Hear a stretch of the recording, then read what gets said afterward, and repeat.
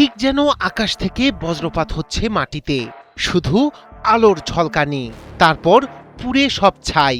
এটি কোনো বজ্রপাত নয়, রাশিয়ার রূপকথার মিসাইল খ্যাত শব্দের চেয়ে 10 গুণ দ্রুতগতির ওরেশনিক এবার আছড়ে পড়ল ইউক্রেনে। যেন এক ঢিলে দুই পাখি মারলেন রাশিয়ার প্রেসিডেন্ট ভ্লাদিমির পুতিন। আমেরিকাকে চূড়ান্ত সতর্কবার্তা এবং ইউক্রেনকে শিক্ষা দিলেন এক মিসাইল ছুড়েই। রাশিয়া ও পশ্চিমা দেশগুলোর মধ্যে বিদ্যমান চরম উত্তেজনার মধ্যেই ইউক্রেনের জ্বালানি অবকাঠামো ও ড্রোন উৎপাদন কেন্দ্র লক্ষ্য করে শব্দের চেয়েও দ্রুতগতির শক্তিশালী হাইপারসনিক ক্ষেপণাস্ত্র ওরেশনিক নিক্ষেপ করেছে মস্কো।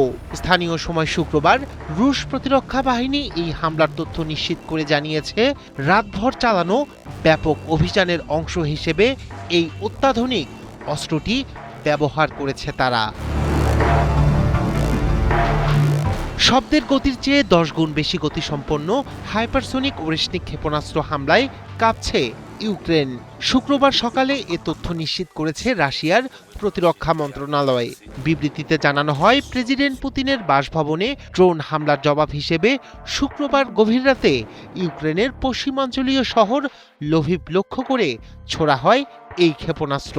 ইউক্রেনের সামরিক ড্রোন নির্মাণ কারখানা এবং দেশটির মিলিটারি ইন্ডাস্ট্রিয়াল কমপ্লেক্সকে লক্ষ্য করে সফল এই হামলা চালানো হয়েছে বলে দাবি করেছে মস্কো। রুশ কর্তৃপক্ষের তথ্য অনুযায়ী পারমাণবিক ওয়ারহেড বহনে সক্ষম ওরেশনিক ক্ষেপণাস্ত্র। তবে রাতের এই হামলায় ব্যবহৃত ক্ষেপণাস্ত্রে পারমাণবিক ওয়ারহেড সংযোজিত ছিল কিনা সে বিষয়ে কোনো নিশ্চিত তথ্য দেয়নি মস্কো।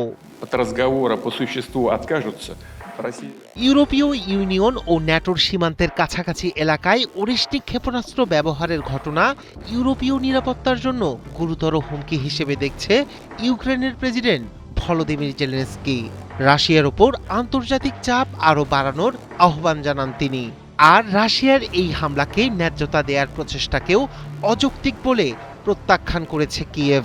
এর আগে গত 29 ডিসেম্বর রাশিয়ার উত্তর পশ্চিমাঞ্চলীয় নভগোরোদ প্রদেশে অবস্থিত প্রেসিডেন্ট পুতিনের একটি সরকারি বাসভবন লক্ষ্য করে ইউক্রেনীয় বাহিনী 91টি বিস্ফোরকবাহী ড্রোন নিক্ষেপ করে।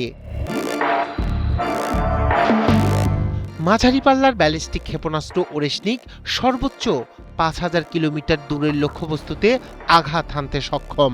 যদিও এটি আন্তঃমহাদেশীয় ক্ষেপণাস্ত্র নয়, তবে এর সবচেয়ে বড় শক্তি হল গতি। শব্দের গতি যেখানে প্রতি সেকেন্ডে প্রায় 331 মিটার, সেখানে ওরেশনিকের গতি শব্দের চেয়ে 11 গুণ বেশি বলে দাবি করেছে রাশিয়া। তাদের মতে, বর্তমানে বিশ্বের কোনো এয়ার ডিফেন্স সিস্টেমই প্রতিহত করতে সক্ষম নয় এই ক্ষেপণাস্ত্র। ইউক্রেনে এটি দ্বিতীয়বারের মতো ওরেশনিক ক্ষেপণাস্ত্র ব্যবহার করল রাশিয়া। এর আগে 2024 সালের 22 নভেম্বর প্রথমবার ছোড়া হয়েছিল এই ক্ষেপণাস্ত্র। রায়হান কবির শুভ্র, ৭১।